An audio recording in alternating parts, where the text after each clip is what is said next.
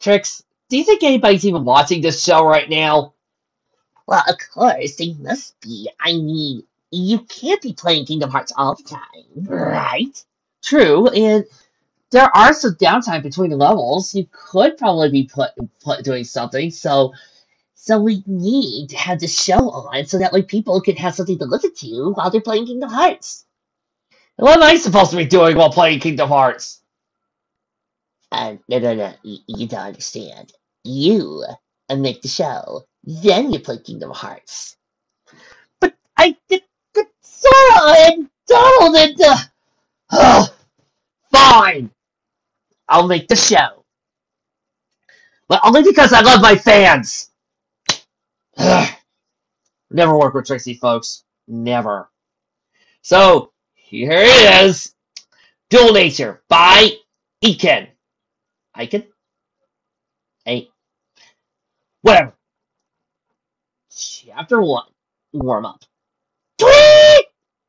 The shrill blast of the whistle could be heard clearly over the cheering of the 20 or 30 ponies gathered around a raised, padded ring in the middle of a sparsely decorated building. Inside the ring lay the dazed unicorn, gasping for breath, his sweat soaking through his short gray mane. Another unicorn stood over him, examining the results of her handiwork.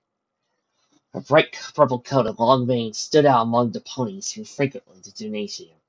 Most of them sported dull, earthy colors, and manes turned short or shaved off entirely. Between her bright coloring and small statures, most ponies tend to underestimate her. It was a mistake any pony made twice. The winner! My knockout! Twilight Sparkle! Tracy, I thought we weren't doing Moonstone Cup until April. The crowd cheered even louder than before. Drumming of their hooves against the floor was deafening. Twilight extended her hoof to the pony, who just regained his senses. Good match, Phoenix, Twilight proclaimed cheerfully. That was a really cool trick, stacking up rewards like that to deflect my dragon fire beam. Replied Phoenix. He studied the young sir in front of him, unable to make out what she was saying over the ringing in his ears, a side effect of taking repeated magical blows to the head over the last few minutes. The training amulets they wore absorbed the worst of the impacts. It usually prevented any permanent damage, but it still hurt a lot. Twilight, undeterred by her opponent's monosyllabic reply, continued her friendly chatter as she helped Phoenix pull himself off the mat and stumbled his way to the side of the ring. It probably would have held up against that second shot too, but I think it had a little destructive interference going on with that overlap between the third circle, the kinesis-based one, and the sixth note, the seminal level of the order. Phoenix stepped to the ramp, leading out the raised platform. He noticed a moment too late that his legs were not quite ready to start cooperating with the rest of his body tumbled forward. Twilight winced as she landed with a painful sounding thud at the bottom of the ramp. The crowd burst into laughter as one of the spectators helped the unfortunate unicorn stumble over to the recovery area. Oh dear, Twilight said. I hope I didn't hit him too hard. A tall unicorn standing at the bottom of the ramp turned to her with a smile. His coat was the dusty orange brown of newly fallen elm leaves, other than a pale line arcing from the middle of his ribcage along his side, bisecting the equestrian banner, crossed swords that made up the pony's cutie mark. It was an old scar that he refused to tell Twilight how he'd gotten, insisting that civilians don't need to worry about such things. "I've seen Phoenix bounce back from worse, Sparkle," he said. "He'll be fine tomorrow morning. One of the colts here will make sure he gets home okay." Twilight smiled. Thanks, Captain Reynolds. I really appreciate it. The captain offered her a hoof as she descended from the ring. "Now, it's about time I got you home. Celestia will have my flight 10 if I let you stay past your curfew again." Twilight glanced at the clock that hung upon one of the bare concrete walls. 11:30 already? "Yes, sir. I'm ready when you are." I just stopped briefly to say good night and exchange pleasantries with one of the few other sparring partners. Twilight and Captain Rhino stepped out of a stinking, humid warehouse that served as a gymnasium for the Royal Guard to stay into the cool, dry night air. Reynolds glanced out at his young ward as they trotted along the streets of Canterlot, more or less deserted at this late hour. She was breathlessly recounting a blow-by-blow of the night's battles, as if he had been there to witness it himself. The captain couldn't help but smile. In some ways, she was still the same Philly he met last year. He'd been trolling wanted to see the area as a city that night when he heard screams coming from a side alley, and a blinding flash of magical heresy momentarily illuminated the dark streets. He sprinted around the corner to intervene, expecting the worst. What he hadn't expected was to see a small, potted fern sitting in the middle of the alleyway, a switchblade landing in its base. A young purple unicorn stood at the far way of the alley, tears flowing from her eyes as the light faded from the horn. She stared, transfixed by the plant, beginning to shake and tremble as the gentleman entered the way. "Are you all right, miss?" She looked down, noticing him for the first time. "I'm sorry! I don't know what happened." She shook harder now, the tears flowing down freely beside her cheeks. "I didn't see him, and when he came out, he told me that I had to give him money or he did terrible things. And he had a knife. I just wanted to use another magic to push him away, but I think I used too much, and she broke down completely, unable to do anything but sob as the reality of what had happened finally overcame her. Captain Riles walked over to her, glancing around the alleyway for other attackers. If there had been any others, wanting her couples get turned into a plant, it would clearly dissuade them. He seriously stepped around the fern, taking care not to disturb it or the knife. He placed a gentle hoof on her shoulder. "What's your name, miss?" "Twilight. Twilight Sparkle." She looked down and sniffled, trying to blink away her tears. "You're going to be fine, Miss Sparkle. Didn't do anything wrong." "I know, but I didn't want anything to happen. I just wanted to go home." "Where's that?" "Oh, a snelling at the palace." Those eyebrow twitched upward in surprise for a moment. Who was this pony exactly? Even as he had specialized training of some kind, transformation magic wasn't the easiest thing to pull off. To just do it by reflex in a moment of panic? And she was staying in the palace? The captain studied her for a long moment, unsure of how to proceed. It was clear that the poor filly was upset, and in the end that overcame all his reservations. Whatever powers she might have had, she obviously wasn't accustomed to using it under these sorts of conditions.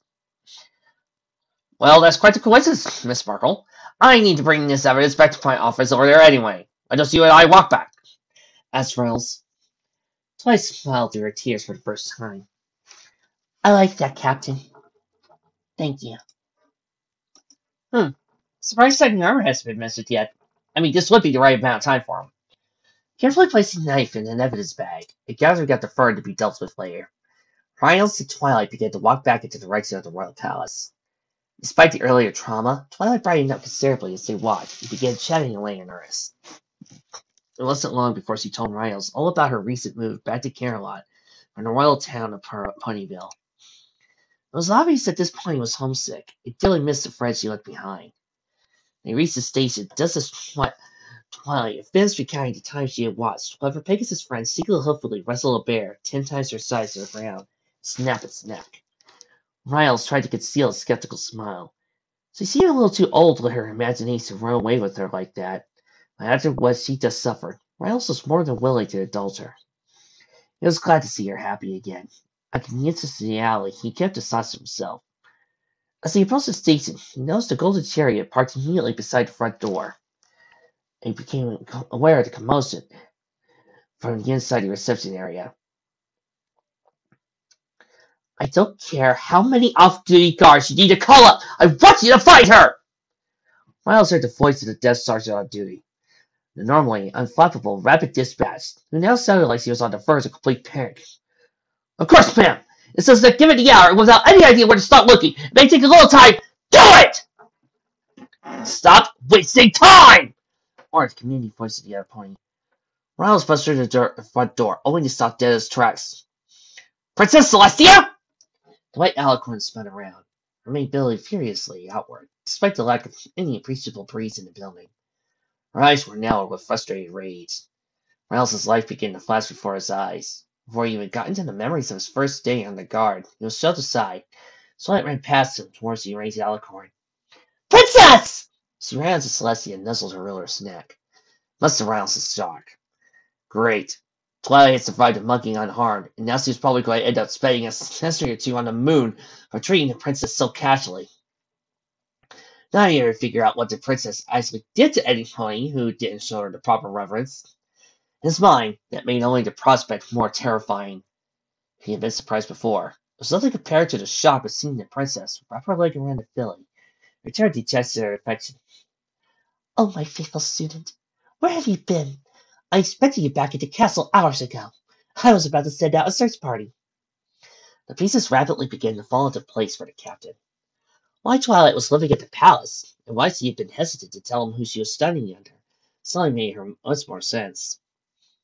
Twilight bowed her head, and face flushed with embarrassment. Well, you see, Princess, there was, a minor incident as I was coming back for the factory by the airship docks. I didn't mean to worry you like this. She was mocked. Aaron said to the captain. Having recovered from his initial bout of shock, he was determined to take charge of the situation, reassure Princess Celestia that everything was under control. Luckily, no Pony was hurt. I'm still a point! Shut up! And Twilight managed to subdue her attacker, as well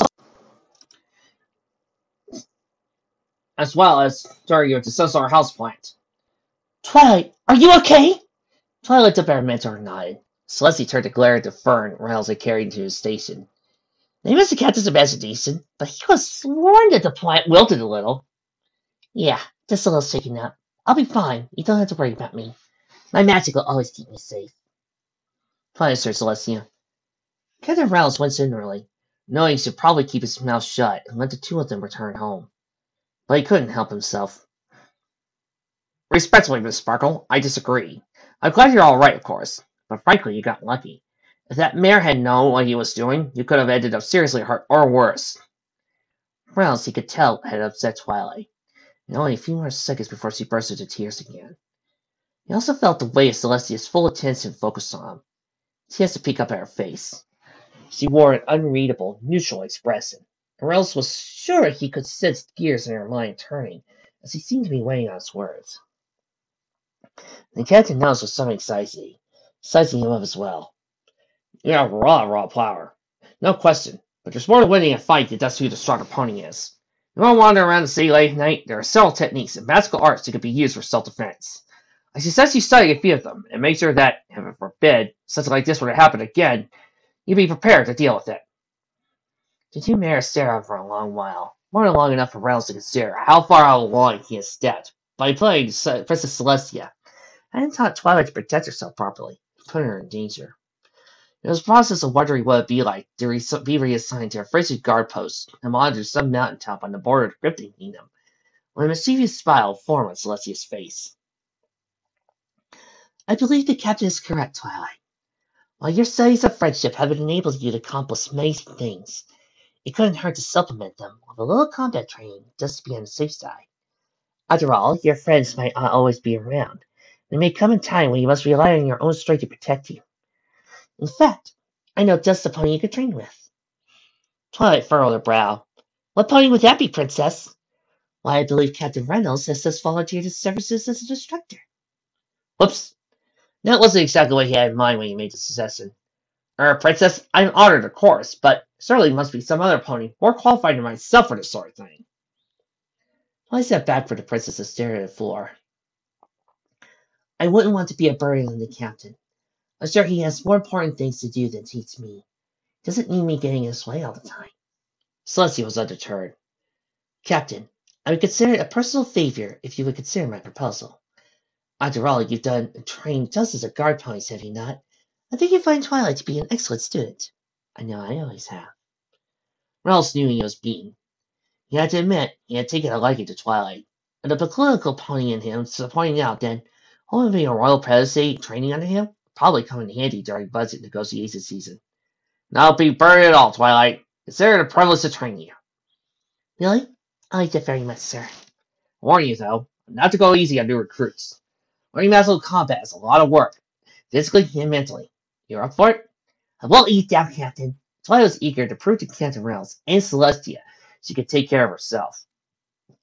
The prospect of learning something new was always exciting. Thank you very much. Wonderful. They were all in agreement. Twilight will report to the training barracks first thing tomorrow morning, declared Princess. Now, you better get ready for bed. It's been a long evening, and you have a big day tomorrow. Thank you again for looking out for her, Captain Reynolds. Now, steering my job, Princess. He watched Celestia escorting the bouncing unicorn out the door. in her chariot for the return trip to the palace, wondering what exactly he had managed to rope himself into. Chapter 2. Training montage. Let's pass by a whirlwind for Twilight. Instead of spending every morning in lessons with other students, discussing the fire points and conjuration spells, she found herself reporting to the barracks of the Royal Guard by sunrise. Gannon had been kidding when he told her that the training would be draining. Royal Guard was expected to be in peak shape, but Twilight was no exception. Faster, Twilight! You're falling behind! You called that? Push up! Do 20 more! Do the right this time! I don't care what time it is, Sparkle! No pony is leaving this room until every pony gets completed a chin-up! And that includes you! It frustrated her to no end, and reduced her to tears more than a few times. She came to the brink of quitting a half a dozen times in the first 2 weeks alone. But the captain was always there with a few words of encouragement and reassurance. If he ever got too mean for her, he reminded her with a wink and a smile that he could always just turn to him for some temporary. Twilight always decided against asking her brother to speak to Reynolds about going easy on her. She valued the captain's respect too much. Twilight found the intellectual portion of the training far less taxing. She always picked up new material more quickly than most. She took to this field like a sea pony to water, blocking and channeling the flows of magical inerrancy were her special talent, after all. And more than once, reading about a new technique just gave her a name to attach to something she had already been doing by instinct. Still, there was lots to cover. Twilight learned how to create and maintain up to 3 different wards at a time, each one tailored against the different magical properties of attacks an opponent might try to strike her with, as well as how to recognize the elemental properties of wards and strikes constructed by others. She refined her gas to telekinesis to a degree of precision and flexibility she hadn't known was possible. She discovered that most of the problems could be overcome with enough fire, lightning, or some combination of the two. Despite the extra work, it piled on top of her useful lessons from the princess, so I still managed to easily get back to Ponyfield to see her friends. They were always happy to see her, of course, and Rainbow Dash was especially impressed by the training regimen she was undergoing. Almost as tough as my Wonderbolt's training, she finally conceded. The Pegasus was eager to swap training tips, and had plenty of horror stories of her own. Twilight was happy to have some pony to concentrate with, and found she developed a newfound respect for the friend she always considered to be a bit on the lazy side, for she experienced firsthand how draining a marathon workout session could be. Her other friends were happy to help her with her training as well. Even the captain's workouts didn't compare to helping Applejack haul barrels of cider on the farm, while the captain didn't understand why playing tag with Pinky was much more effective to his own obstacle course. Twilight had long ago given up trying to explain anything having to do with Pinkie Pie. He couldn't argue it was suited for her reaction time and agility. Even Rarity seemed eager to help Twilight when she came to visit her boutique. You know, Twilight, I took some self-defense training myself back in my school days, said Rarity. Really? Oh, yes. Every young gentleman needs to know the proper way to fend off plebeian ruffians that must accost her. Here, and let me show you. Rarity walked over to her sewing table and picked up a pair of scissors. Now, imagine I am some terrible ruffian on a pony, and I'm going to take these scissors and oh, yes, I'm going to turn your mane.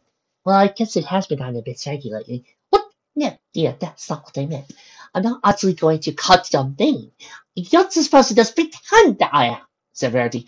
Oh, do you think you like it like this? I was worried my schedule was so full that I kind of let it go a bit, but you still think it's okay? That's Twilight. Rarity gave her mane a appraising look. The scissors momentarily forgot and bit her lip. That's not the point right now! The point is, I am an attacker. I'm going to turn your mane in a manner that is not at all fashionable. Oh, I think I got it now. Well, the first thing I did was immediately put up a quick ward against the conic blast. Then I would use the terrain to get into a flanking position. No, Twilight, that's all wrong, said Rarity. You have to say something first. The very first thing they taught us was that a short tongue cuts far deeper than a sharp horn. Twilight was unfamiliar with any studies from the New Equestrian Journal of Medicine that acquired a correlation between tongue sharpness and a magical aptitude. She was also beginning to suspect that Rarity's self-defense training had not been as quite as thorough as Rarity had believed. Okay, let's try this again from the top. I'm the attacker, and I'm coming at you with a weapon. And I say something like, Gah! You call yourself a unicorn? You fight like a farm pony! Gah! Rarity waved the scissors around in what was supposed to be a threatening manner. Twilight weighed her possible retorts. She had skipped a chapter on trash talk in her copy of Dirty Tricks and Unsportsmanlike Conduct, a combat pragmatist guide. But she would obviously have to make sure to read it later, in case it showed up on some future exam. Lucy said in response, "How be it? You fight like a mule!" Randy's eyes widened with shock, and the scissors fell to the ground. "Oh, could you? You, you think I fight like an ugly old mule? Why, I've never been so up in all of items!" Twilight's efforts to explain that there were actually several schools of martial arts that were derived from mule culture fell on deaf ears. Rarity threw her out of her cheek to stew for the remainder of the I'm sorry. I apologize for that momentary corpse.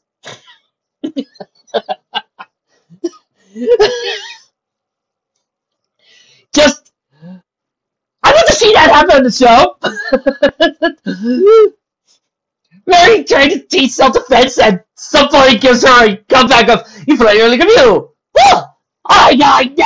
So,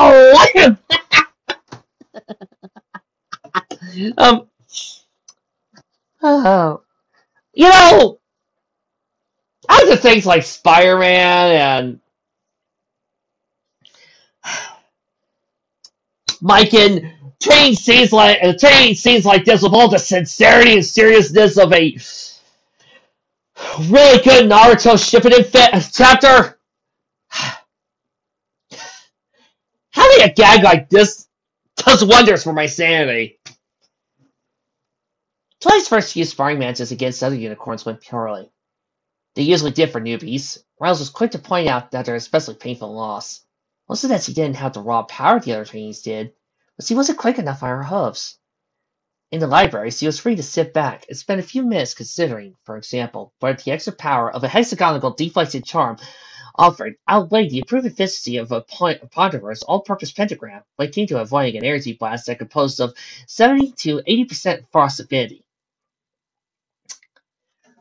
All you D&D and all you non-D&D fans and all you non-mathematic fans are just looking at the screen going, "What the hell did he just say?" Stopping to do so whenever another unicorn was actively trying to hit her with one borderline suicidal. Riles was quick to remind her that while in theory there was no difference between theory and practice, in practice there was. Twilight was nothing of a quick learner. She picked up the techniques and fine styles of the other fighters she watched. Never made the same mistake twice. It wasn't very long until she learned enough to start fighting opponents with years more experience than her to a draw.